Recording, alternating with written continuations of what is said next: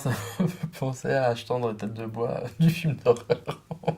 C'est-à-dire que bon, bah, comme aujourd'hui on n'arrive plus à monter ces films-là, ça devient très compliqué. Bah, le seul moyen qu'on a de pouvoir les montrer, de réunir un peu les gens qui font ce cinéma-là dans le monde, c'est de pouvoir les réunir sur, bah, voilà, sur des anthologies parce que c'est plus facile à produire en fait. C'est-à-dire qu'un film comme VHS ou ABC of Death, à l'arrivée, ça va coûter, allez, je te dirais un grand maximum de 300 000 dollars.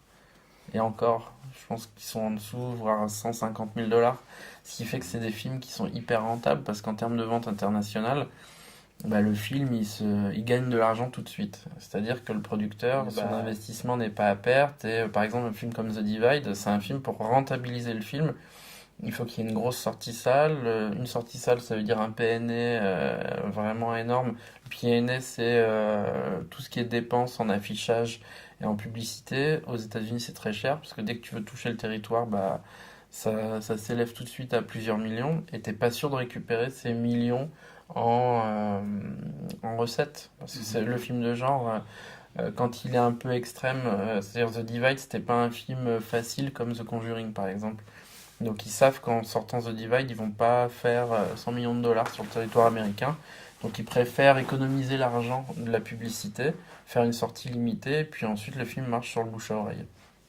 Et c'est pareil pour Red State, pareil pour des films qui sont, je dirais, plus dans la veine de ce qu'on essayait de faire dans les années 70, parce qu'aujourd'hui on a peur de sortir ces films-là, étant donné que en termes de rentabilité, bah, c'est pas immédiat. Donc on va préférer un roller coaster à un film qui essaye de dire quelque chose, qui est un peu plus difficile d'accès que un blockbuster d'horreur américain. Je pense qu'il y a tout un marché secondaire qui est très intéressant, où tu peux trouver des vraies pépites du genre, mais où les films se font avec le producteur de The Divide, là, Ross Dynastin. Aujourd'hui, il produit des films de genre à 500 000 dollars aux US.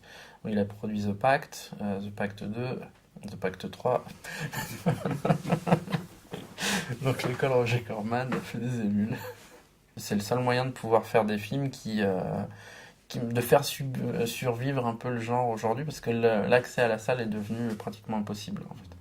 Il faut se dire, si tu vas avoir l'accès à la salle, tu passes par un studio et les studios, tu regardes ce qui sort, t'as envie de pleurer quoi. C'est encore un massacre à la tronçonneuse qui est complètement débilitant ou The Conjuring qui est parce que James Wan il a une vraie réflexion de marché sur ces films de genre et je travaille avec lui sur House of Horror et donc j'ai vu comment il fonctionnait et c'était bon bah il faut du scare jump toutes les 3 minutes, c'est tout. Et il sait quel est son public, il est australien mais il vit aux US, il sait ce que les Américains veulent voir. C'est les jeunes qui y vont et ce qu'ils veulent c'est sursauter toutes les 3 minutes et se marrer entre potes.